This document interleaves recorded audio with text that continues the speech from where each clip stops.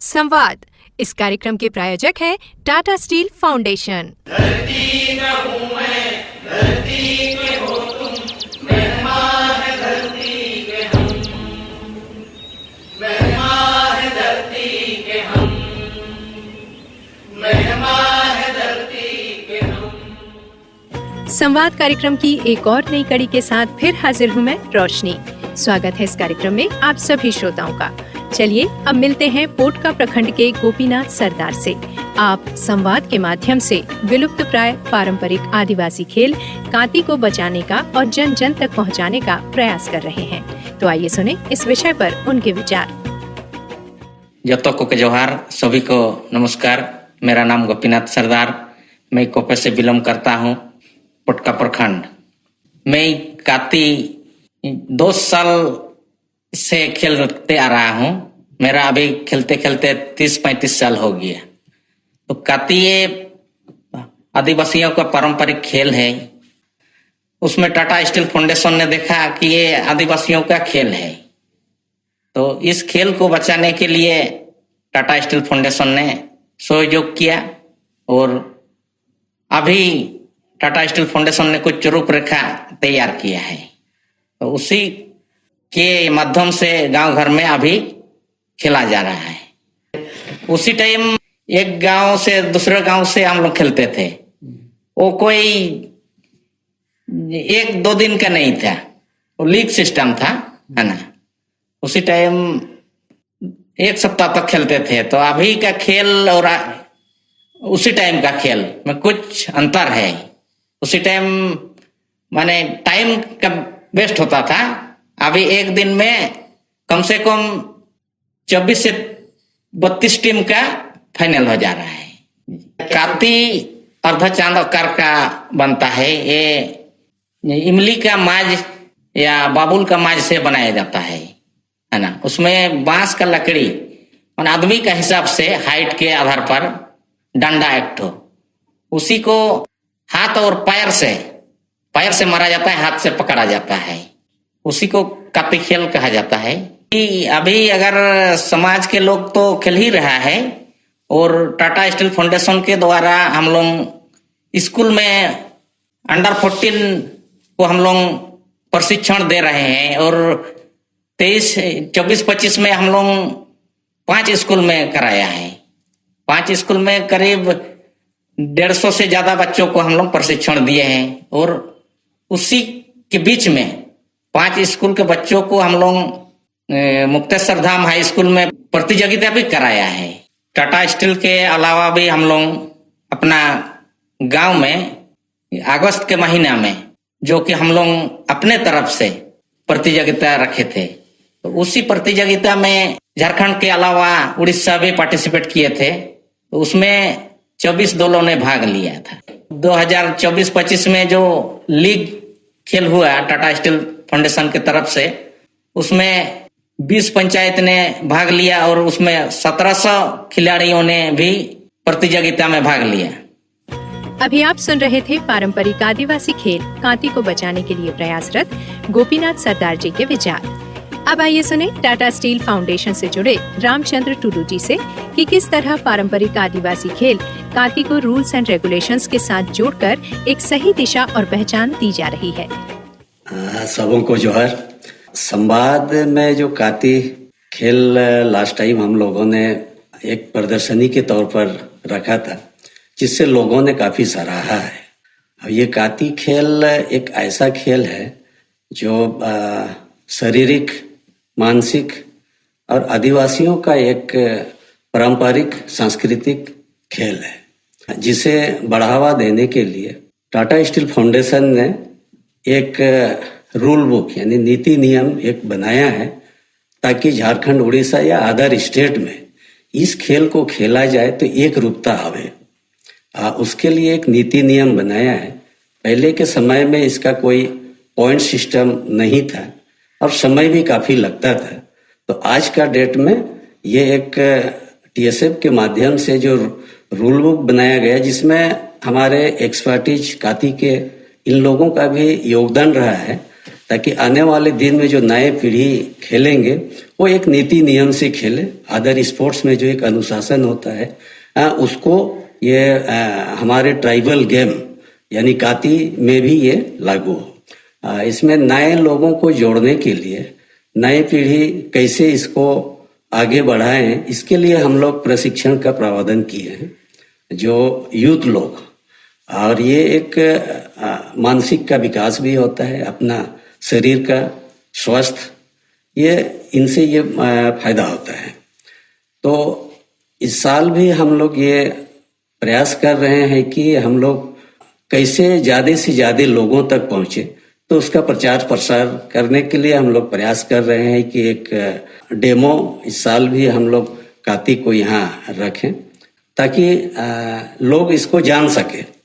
आज का डेट में हमारे समाज के लोग भी इसको काफ़ी सराहा है और आज इन लोग भी अपने स्तर से TSF जैसा कई लोकल संगठन है जो अपने स्तर से इस पर गेम को खिलाया जा रहा है, प्रतियोगिता आयोजन कर रहे हैं और जिसमें काफ़ी संख्या में लोग भाग ले रहे हैं और लोगों को उत्सुकता है कि हमारा ये पारंपरिक खेल कैसे जीवित रहे, कैसे बचे रहे, क्योंकि ये हमारा परंपरा के साथ जुड़ा हुआ गेम है। अदर गेम की तरह ये भी एक नेशनल गेम हो, यही हमारा प्रयास रहा। जमशेदपुर वासियों से हमारा निवेदन रहेगा, टाटा स्टील फाउंडेशन के द्वारा 15 से 19 नवंबर तक एक संवाद कार्यक्रम आयोजित की गई है और जिसमें विभिन्न प्रकार के सांस्कृतिक कार्यक्रम के अलावा हमारे पारंपरिक हर्बल ट्रीटमेंट और ये काती खेल का प्रदर्शनी होगा। निवेदन रहेगा जमशेदपुर वासियों से कि आप लोग संवाद कार्यक्रम में आएं। ये हमारे वर्षों पुरानी काती खेल और सेकोर ये दोनों गेम का आनंद उठाएं। अभी आप सुन रहे थे काती खेल के बारे में TSF के रामचंद्र टुडू जी के विचार। और अब आइए इस कार्यक्रम के अंतिम चरण में सुनते हैं कृष्णचंद्र बोत्रा जी को, जो हो भाषा वरांगचिती को आगे बढ़ाने के लिए कार्यरत हैं। सबों को जोहार। मेरा नाम कृष्णचंद्र बोत्रा है और मैं आदिवासी हो समाज महासभा का अध्यक्ष हूँ और उसके साथ ही TSF द्वारा चलाए जा रहे कार्यक्रम तुरतुम कार्यक्रम में हो भाषा वारांगचिती को आगे बढ़ाने के लिए जो कार्यक्रम है उसमें चीफ कोऑर्डिनेटर के तौर पर काम करता हूँ। हो भाषा वारांगचिती की यदि बात करें तो मैं अपने जीवन के उस जर्नी के साथ, उस सफ़र के साथ आपको बताना चाहूँगा कि मैं 1999 में पहली बार हो भाषा शिक्षण प्रशिक्षण केंद्र बड़ा झीकपानी में एज अंग्रेजी अध्यापक के रूप में जुड़ा। लेकिन ये जो जुड़ाव रहा, मैं 2003 वर्ष के आते आते मैं एज ए वारांगचिती हो भाषा वारांगचिती शिक्षक के रूप में कन्वर्ट हो गया और शायद यही वजह रहा कि उस संस्था को चलाने वाली जो संस्था है आदि संस्कृति एवं विज्ञान संस्थान, उसने मुझे महासचिव पद के लिए ऑफर किया गया और महासचिव पद में 3 वर्ष रहते हुए हम लोगों ने 14 कमांडिंग सेंटर 14 जगह पर वारांगचिती हो भाषा वारांगचिती का प्रचार प्रसार के लिए जोर लगाया, आजमाइश की और उसमें बूढ़े बच्चे औरत मर्द सभी लोगों को पढ़ाया, क्योंकि ऑलरेडी हमारे पास हो भाषा शिक्षक प्रशिक्षण केंद्र से बहुत सारे शिक्षक निकल चुके थे, तो उन्हीं के माध्यम से हम लोग वो क्लासेस रन करते रहे। 2006 के बाद चूँकि हमारा टर्म पूरा हो गया तो फिर हम लोगों ने एज ए वॉलंटियर उस अभियान को आगे चलाया। लेकिन 2006 के बाद मुझे लगा कि वो जो रफ्तार रही थी वो धीमी पड़ गई है और 2011 एक वक्त आया, टाटा स्टील फाउंडेशन जो उसमें TCS हुआ करता था और वीरेंद्र सर जी थे उसमें, वीरेंद्र भुट्टा जी, उनसे संपर्क हुआ और 5 सेंटर से 2011 में पुनः वारांगचिती की पढ़ाई की शुरुआत हुई। जमशेदपुर में ही वो केंद्र हुआ करते थे।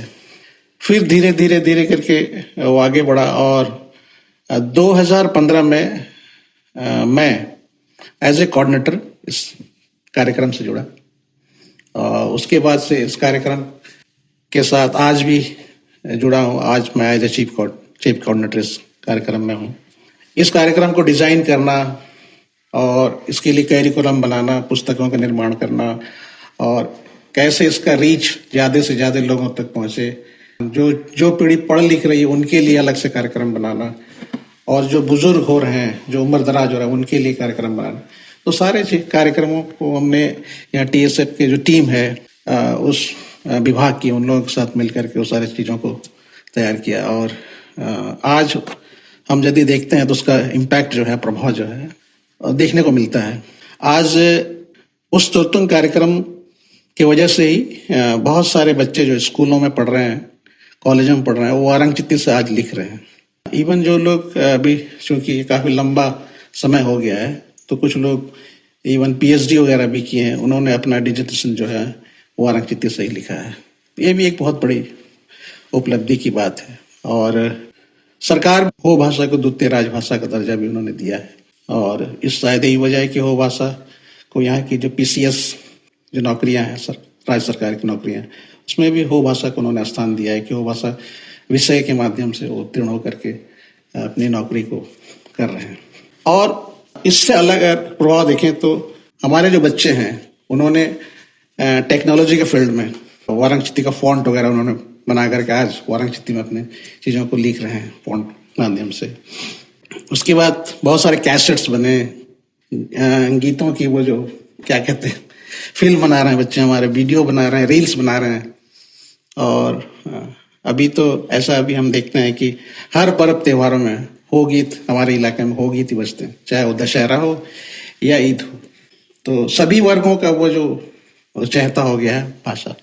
और सबसे बड़ा इम्पैक्ट देखें तो आज हमारे बीच में एक उभरता हुआ लड़का है, विक्रम बुड़ियोली। उन्होंने AI के समय में हमारी भाषा किस तरह बची रहेगी, कैसे संरक्षित रहेगी, उस विषय पे उन्होंने अपनी PhD को पूरा किया है। तो हम लोगों ने एक दिया जलाया था और उसका प्रभाव कितने दूर तक गया, हम चला गया, वो हमें भी नहीं पता है, क्योंकि हम तो इनको जानते भी नहीं। जो विक्रम बुड़ियोली जो आज AI पर इतने बड़ी PhD किए हैं, उसको तो मैं जानता भी नहीं था।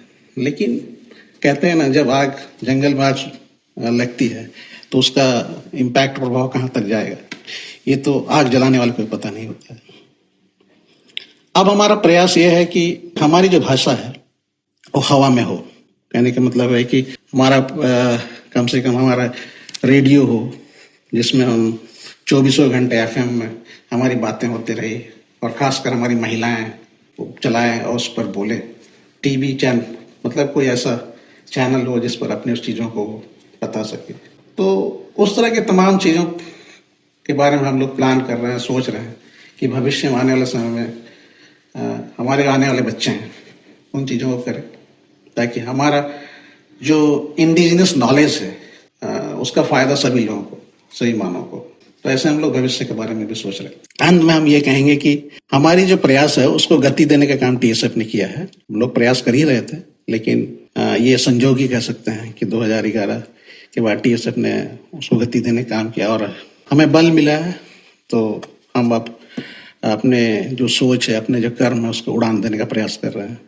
और मुझे लगता है कि इस बार के जो संवाद है उसमें भी हो भाषा वारांगचित्ती के माध्यम से जो प्रयास हम लोगों ने किया है वो शायद हम सभी लोगों को, पूरे देश को देखने को मिलेगा। धन्यवाद। अभी आप सुन रहे थे हो भाषा वारांगचित्ती के संवर्धन के लिए प्रयासरत कृष्णचंद्र बोत्रा जी को। फिर मिलने के वादे के साथ अब दीजिए अनुमति, दोबारा मुलाकात होगी इसी समय इसी चैनल पर। जाते जाते आपको याद दिला दें श्रोताओं, टाटा स्टील फाउंडेशन के YouTube चैनल पर भी ये कार्यक्रम आप सुन सकते हैं। नमस्कार, जोहार।